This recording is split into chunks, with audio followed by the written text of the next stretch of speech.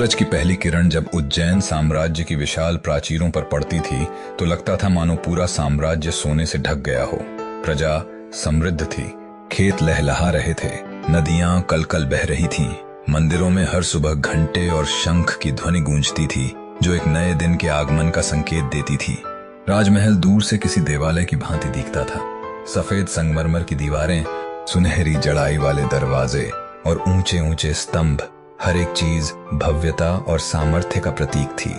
परंतु इस भव्यता के पीछे एक ऐसा रहस्य छिपा था जिसे महल की दीवारें सदियों से चुपचाप सहेजे हुए थीं। राजा वीरेंद्र सिंह को उनकी वीरता, न्यायप्रियता और उदारता के लिए जाना जाता था। प्रजा उन्हें देवता समान मानती थी। दरबार में बैठे वीरेंद्र सिंह का कद ऊंचा और चेहरा गंभीर था। उनकी आंखों में राज्य के प्रति चिंता थी, लेकिन कहीं गहराई में कोई अनकहा डर, कोई पछतावा भी तैरता दिखता था, जैसे कोई पुराना घाव जो कभी भरा ही नहीं। उनकी रानी देविका जितनी सुंदर थी उतनी ही बुद्धिमान भी। उनकी आंखें बड़ी और गहरी थीं, जिनमें रहस्य का एक सागर छिपा रहता। वे राज दरबार में कम बोलती, पर जब बोलती तो उनकी एक एक बात में सच गहराई होती कि सब मौन होकर सुनते। कई बार लगता था जैसे वे किसी और ही दुनिया में खोई रहती हैं, महल के इतिहास के किसी गहरे राजे को जानती हुई। उनका इकलौता पुत्र था राजकुमार आदित्य राय। 20 वर्ष का यह युवक रणकौशल में निपुण और हृदय से कोमल था। उसकी तलवार की धार दुश्मन को भयभीत कर देती, परंतु उसकी मुस्कान प्रजा को सुकून देती। वह भव्यता के इस महल में पला बढ़ा था, लेकिन उसे अंदाजा नहीं था कि इन ऊंची दीवारों के पीछे छिपे अंधेरे से उसका सामना होने वाला है। महल जितना भव्य दिन में लगता, रात को उतना ही रहस्यमय हो जाता। महल का एक पुराना हिस्सा था जिसे चंद्रकोठी कहा जाता। वहां कई वर्षों से कोई नहीं रहता था। सैनिकों का कहना था कि रात के तीसरे पहर वहां से वीणा और रुदन की ध्वनि सुनाई देती है। कई बार सेवक भी भागकर महल छोड़ देते। एक रात तो ऐसा हुआ कि वहां तैनात सैनिक अचानक चीखता हुआ बाहर भागा। उसका चेहरा पीला पड़ गया था और होंठ कांप रहे थे। उसने कहा, महाराज, मैंने देखा वहां कोई नारी खड़ी थी, सफेद वस्त्रों में। उसकी आंखों से रक्त बह रहा था। उसके बाद राजा ने उस हिस्से को बंद करवा दिया, परंतु रानी देविका कभी कभी चुपके से उसी दिशा में चली जाती। जब कोई सेविका पूछती तो वे केवल इतना कहती, कुछ प्रश्न ऐसे होते हैं जिनके उत्तर केवल चंद्रमा की छांव में मिलते हैं। राजमहल में एक व्यक्ति ऐसा था जो सब जानता था पर सब कहता नहीं था, राजगुरु महेश्वर। एक बार उन्होंने राजा वीरेंद्र से कहा, महाराज, जिस रहस्य को आप दबाए हुए हैं वह अब स्वयं प्रकट होने वाला है। यदि समय रहते उसका सामना नहीं किया गया तो साम्राज्य पर संकट आएगा। राजा ने गहरी सांस ली और बोले, महेश्वर, मैंने यह रहस्य अपनी प्रजा की रक्षा के लिए छिपाया है, परंतु मुझे लगता है कि अब यह बोझ मेरे पुत्र आदित्य तक पहुंच जाएगा। राजगुरु ने उत्तर दिया, यही विधि का विधान है। जो भाग्य से बंधा है उसे कोई टाल नहीं सकता।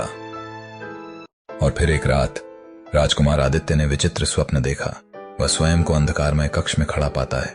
चारों ओर धुंध है। अचानक धुंध से एक स्त्री आकृति उभरती है। वह सफेद वस्त्रों में है। उसकी आंखों से आंसू नहीं बल्कि रक्त बह रहा है। वह आदित्य की ओर एक टूटी हुई वीणा बढ़ाती है और कुछ कहना चाहती है। तभी आदित्य की नींद टूट गई।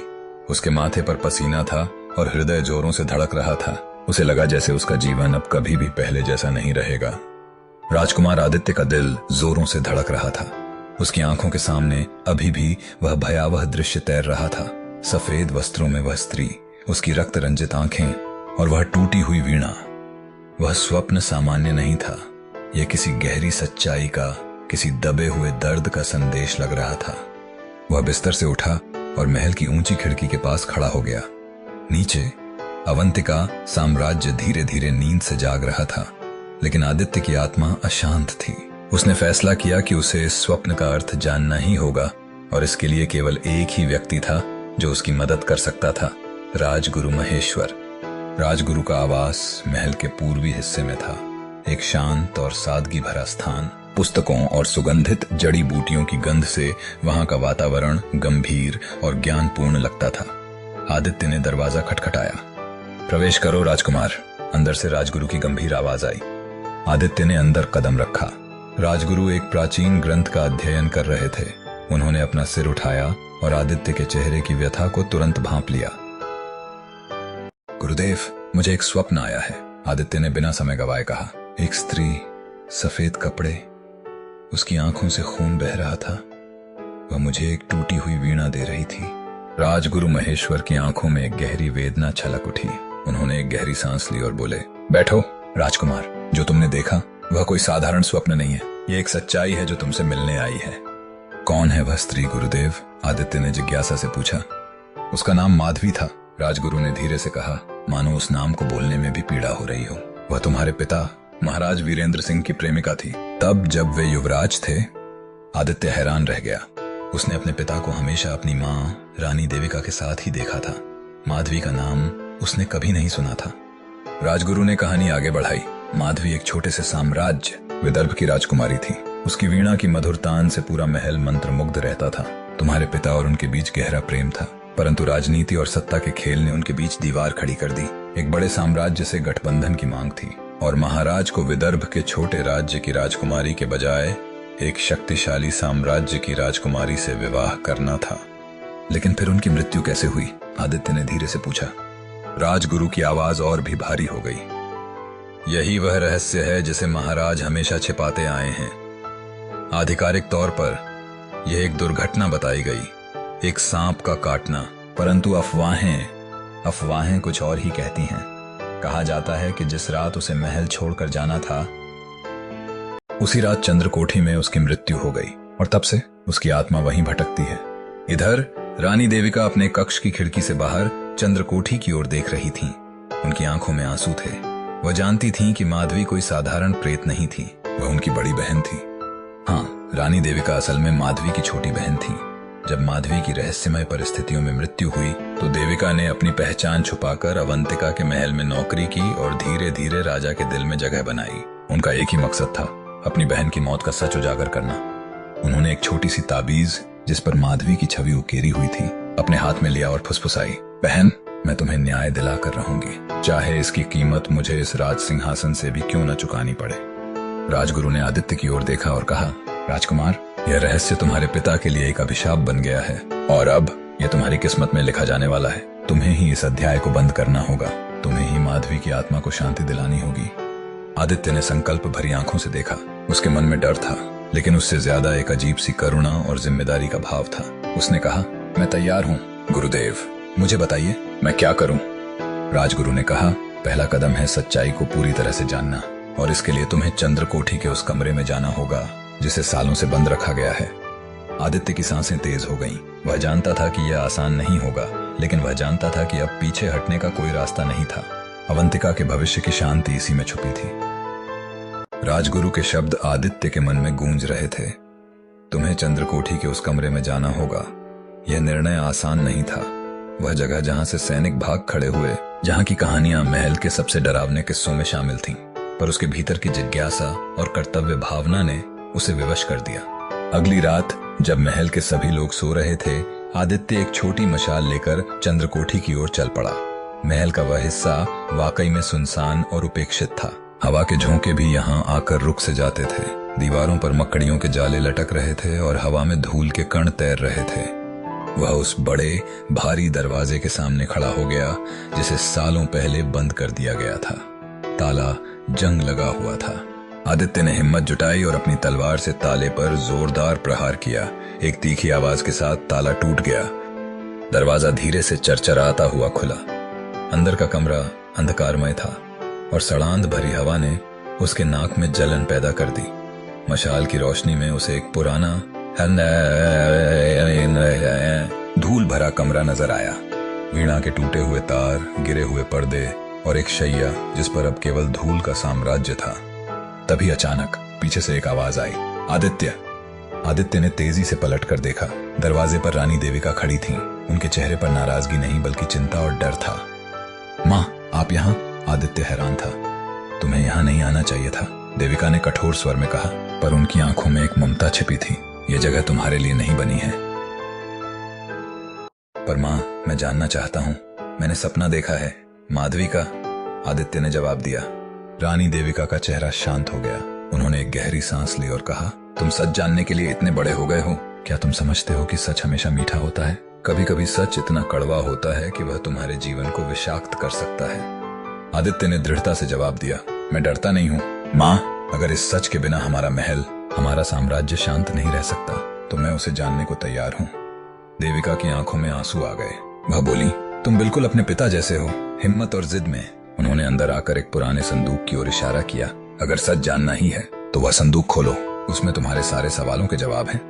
आदित्य ने संदूक खोला। अंदर पड़ी थी एक पुरानी पीली पड़ चुकी डायरी और एक टूटी हुई वीणा, ठीक वैसी ही जैसी उसने अपने सपने में देखी थी।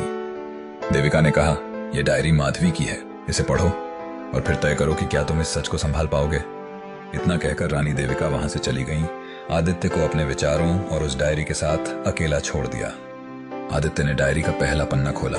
उस पर लिखा था, आज मैंने वीरेंद्र को पहली बार देखा। वह इतने महान हैं, इतने सुंदर, मेरा हृदय उनके लिए धड़कने लगा है। धीरे धीरे आदित्य को एहसास हो रहा था कि यह कोई भूतिया कहानी नहीं, बल्कि एक टूटे हुए प्रेम की त्रासदी थी और वह इसके केंद्र में था। आदित्य ने माधवी की डायरी के पन्ने पलटने शुरू किए। हर पन्ना एक नए रहस्य से भरा था। हर शब्द एक दर्द की कहानी कह रहा था। उसने पढ़ा कि कैसे माधवी और वीरेंद्र गुप्त मुलाकातें करते थे। चंद्रकोठी के इसी कमरे में वीणा की मधुर तान पर प्रेम की घोषणा करते थे। आज वीरेंद्र ने कहा, वे अपने पिता से हमारे विवाह की बात करेंगे। मेरा हृदय प्रसन्नता से भर उठा है। क्या सच में मैं अवंतिका की महारानी बनूंगी? लेकिन अगले ही पन्नों में निराशा थी। महाराज ने हमारे प्रेम को ठुकरा दिया। वीरेंद्र को किसी बड़े साम्राज्य की राजकुमारी से विवाह करना होगा। हमारे सपने टूट गए हैं। आदित्य का हृदय द्रवित हो उठा। उसे अपने पिता पर क्रोध आ रहा था, पर साथ ही एक करुणा भी। वे भी तो राजनीति के मोहरों के अतिरिक्त कुछ नहीं थे। तभी अचानक हवा में एक मधुर परंतु कर्कश वीणा की धुन गूंज उठी। आदित्य की रोंगटें खड़ी हो गईं। ये वही आवाज थी जिसके बारे में सैनिकों ने कहानियां सुनाई थीं। धुन बजती रही और आदित्य अपने आप को उसकी ओर खिंचा हुआ पाया। वह डायरी छोड़कर कमरे से बाहर निकला और अंधेरे गलियारों में उस आवाज का पीछा करने लगा। आवाज उसे महल के उस हिस्से में ले गई जहां कोई नहीं जाता था। एक उपेक्षित उद्यान जहां पेड़ों की शाखाएं भूतों जैसी लग रही थीं, और वहां एक टूटी हुई मूर्ति के पास उसने उसे देखा। सफेद वस्त्रों में एक धुंधली सी आकृति। वह माधवी की आत्मा थी। उसकी आंखों से रक्त नहीं बल्कि आंसू बह रहे थे। वह वीणा बजा रही थी, परंतु उसकी आवाज में दर्द था, संगीत नहीं। आदित्य डरा नहीं, उसके मन में केवल करुणा थी। उसने धीरे से पुकारा, माधवी, मैं आदित्य हूँ, वीरेंद्र का पुत्र। आत्मा ने वीणा बजाना बंद कर दिया। उसने आदित्य की ओर देखा और उसके चेहरे पर एक कोमलता आ गई। वह बोली, परंतु उसकी आवाज हवा की सरसराहट जैसी थी। तुम आ गए। मैंने सोचा कोई नहीं आएगा। मैं तुम्हारी डायरी पढ़ रहा था। आदित्य ने कहा, मैं तुम्हारे दर्द को समझता हूँ। माधवी की आत्मा मुस्कुराई। दर्द? हाँ, दर्द तो था, पर अब केवल एक प्रश्न है जो मुझे बांधे हुए है। क्या वीरेंद्र ने सच में मुझसे प्रेम किया था, या मैं केवल एक खिलौना थी? आदित्य ने उत्तर देने का प्रयास किया, परंतु तभी एक ठंडी हवा का झोंका आया और माधवी की आत्मा धुंधली पड़ने लगी। वह बोली, मेरी वीणा, उसे संभाल कर रखना। जब तक यह टूटी है मैं शांत नहीं हो सकती। इतना कहकर वह आत्मा हवा में विलीन हो गई।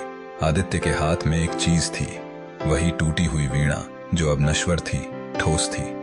आदित्य समझ गया, यह कोई श्राप नहीं, एक अधूरी इच्छा थी और अब उसे पूरा करना था। आदित्य उस टूटी हुई वीणा को लेकर राजगुरु महेश्वर के कक्ष में पहुंचा। वीणा के तार टूटे हुए थे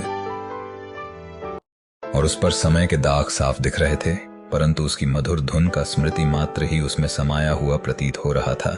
राजगुरु ने जैसे ही वीणा देखी, उनका चेहरा पीला पड़ गया। उनके हाथ कांपने लगे और आंखों में एक अदृश्य भारीपन छा गया। ये वीणा तुम्हें कहाँ मिली? राजकुमार, उनकी आवाज में एक असामान्य कंपन था। माधवी की आत्मा ने मुझे दी, आदित्य ने सीधे साधे शब्दों में कहा। उसने कहा कि जब तक ये टूटी है वह शांत नहीं हो सकती। राजगुरु ने आंखें बंद कर लीं, मानो कोई पुराना दर्द उभर आया हो। माधवी, वह केवल एक प्रेम कहानी नहीं थी। आदित्य, वह एक ऐसा रहस्य थी जिसे महाराज ने हमेशा के लिए दफन करने का प्रयास किया। उन्होंने आदित्य को बैठने का इशारा किया और धीरे धीरे कहानी शुरू की। तुम्हारे पिता और माधवी का प्रेम निष्कलंक था, परंतु राजनीति ने उसे कलंकित कर दिया। महाराज ने वीरेंद्र को समझाया कि विदर्भ एक छोटा राज्य है और उससे विवाह करने से अवंतिका को कोई लाभ नहीं होगा। उन्होंने वीरेंद्र को एक शक्तिशाली साम्राज्य की राजकुमारी से विवाह के लिए विवश किया। परंतु माधवी की मृत्यु कैसे हुई? आदित्य ने धैर्यपूर्वक पूछा। आधिकारिक रूप से एक सांप का काटना, राजगुरु ने कहा, परंतु उनकी आवाज में संदेह का भाव था। परंतु मैंने उसकी लाश देखी थी। आदित्य, उसके गले पर निशान थे, ऐसे निशान जो किसी सांप के काटने से नहीं बनते। तो क्या उसकी हत्या हुई थी? राजगुरु ने सिर हिलाया। मैं निश्चित नहीं कह सकता, परंतु इतना जानता हूं कि जिस रात उसकी मृत्यु हुई, महाराज और माधवी में भयंकर विवाद हुआ था। माधवी ने आत्महत्या की धमकी दी थी। शायद उसने वह कर दिखाया, या शायद किसी ने उसकी धमकी को सच कर दिया। आदित्य के मन में तूफान उठ खड़ा हुआ। क्या उसके पिता ने इस त्रागेया को होते देखा? क्या उन्होंने इसे छिपाया? वह समझ नहीं पा रहा था कि इन सवालों का जवाब कैसे ढूंढे। राजगुरु ने आदित्य के कंधे पर हाथ रखा। तुम्हें सच्चाई जाननी होगी, परंतु सावधान रहना। कुछ सच ऐसे होते हैं जो हमें तोड़ देते हैं। तुम्हारे पिता ने इसे छिपाकर शायद तुम्हें और इस साम्राज्य को बचाना चाहा। आदित्य ने दृढ़ निश्चय किया। उसे अब पूरी सच्चाई जाननी थी, चाहे वह कितनी भी कड़वी क्यों न हो। उसने वीणा को संभाला और बोला, मैं इस वीणा को ठीक करूंगा। मैं माधवी की आत्मा को शांति दिलाकर रहूंगा, और मैं उस सच्चाई को भी जानूंगा जिसने उसे मार डाला। राजगुरु ने एक छोटी सी चाबी आदित्य को दी। यह चाबी महल के गुप्त अभिलेखागार की है। शायद वहां तुम्हें कुछ जवाब मिले, परंतु याद रखो, कुछ दरवाजे एक बार खुलने के बाद फिर कभी बंद नहीं होते। आदित्य ने चाबी ली और महल के सबसे गहरे, सबसे अंधेरे हिस्से की ओर चल पड़ा। सच्चाई का सामना करने का समय आ गया था।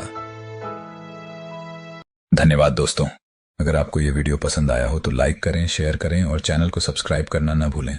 आपकी एक छोटी सी प्रतिक्रिया हमें और बेहतर कंटेंट बनाने की प्रेरणा देती है।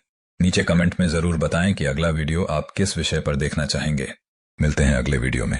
तब तक के लिए ध्यान रखें, खुश रहें और सीखते रहें। जय हिंद।